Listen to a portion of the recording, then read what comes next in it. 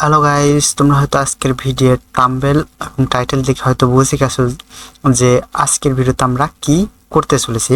আজকে আমরা নোড.জেএস এর খুবই কমন একটা প্রবলেম সলভ করব। আমরা যদি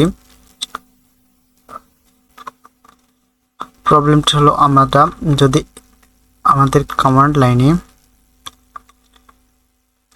npm এন্টার দিই, তাহলে এই যে প্রম্পটে npm is not recognized as an internal or external command operatable program or bash file, এই এররটা আমরা আজকে সমাধান করব। এই এররটা দেয় মূল কি জন্য?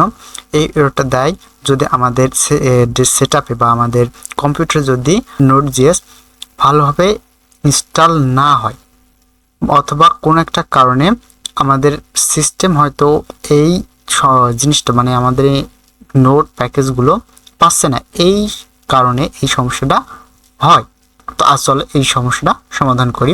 তো সর্বপ্রথম এই জিনিসটা দেখার জন্য প্রথমে আমরা কন্ট্রোল প্যানেলে যাব, প্রথমে প্রোগ্রামে, এবং আমরা প্রোগ্রামে দেখব যে এখানে আমাদের নোড.জেএস ইনস্টল আছে কিনা। নোড.জেএস অবশ্যই সুন্দরভাবে সেটআপ বা ইনস্টল থাকা লাগবে। দ্বিতীয়ত আমরা যেটা দেখব সেটা হচ্ছে আমাদের এনভায়রনমেন্ট ভেরিয়েবল, সিস্টেম ভেরিয়েবল যাকে বলে।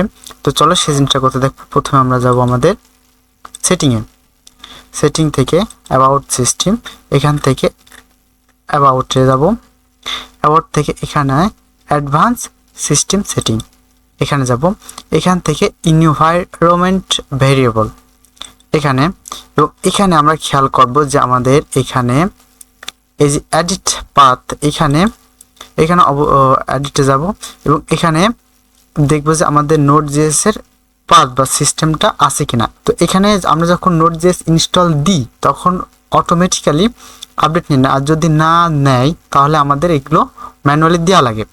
তো আমরা এখানে এখন একটু কাজ করব। তো কি কাজ করব?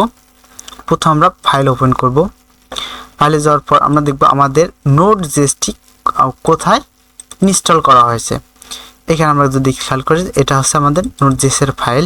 তো এই পাথটা আমরা কপি করব, Ctrl+C। কপি করার পর আমরা যে এখানে আসব, এখান থেকে নিউ নেব, নিউ নেওয়ার পর এখানে Ctrl+V অর্থাৎ পেস্ট করে দেব। দেওয়ার পর এখানে জাস্ট ওকে প্রেস করব, দেন ওকে। তারপর সব কিছু রিফ্রেশ করে ক্যান্সেল করে দেব। ক্যান্সেল করার পর আমরা আবার ফের কমান্ড প্রম্পটে যায়, যদি এবার npm দিই তাহলে দেখব আমাদের কমান্ডটি ঠিকঠাক কাজ করছে। তো দেখা হবে পরবর্তী ভিডিওতে। সুস্থ থাকবেন, ভালো থাকবেন, আল্লাহ হাফেজ।